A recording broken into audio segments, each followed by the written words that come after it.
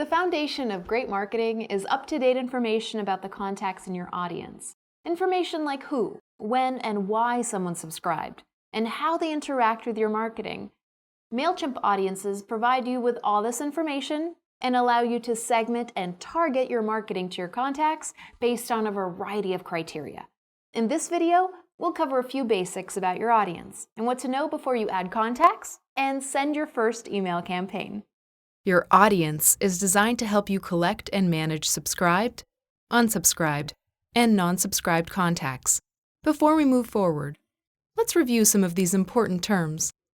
A subscribed contact is someone who has opted in to receive your email marketing campaigns. An unsubscribed contact is someone who previously received your email marketing, but has since opted out. A non-subscribed contact is someone who has interacted with your online store, but hasn't opted in to receive your email marketing campaigns. Mailchimp recommends you have one audience and use tags and segments to organize your contacts. This helps keep all of your contacts' data in one place, so you can better understand and market to them with targeted campaigns. Mailchimp tracks and stores data separately for each audience. This means if a contact is in two audiences, Mailchimp counts them as two separate contacts. For more information on when to create more than one audience, check out our resource on how to best optimize your audience. You can segment and tag your audience based on a wide range of criteria, such as audience field data, campaign activity, group preferences, location, and more.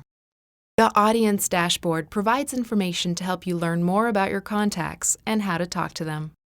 View recent growth trends, top tags, locations, and engagement trends based on how often your subscribed contacts open and click your emails, as well as purchase likelihood. You can toggle between your different audiences in the Current Audience drop-down menu.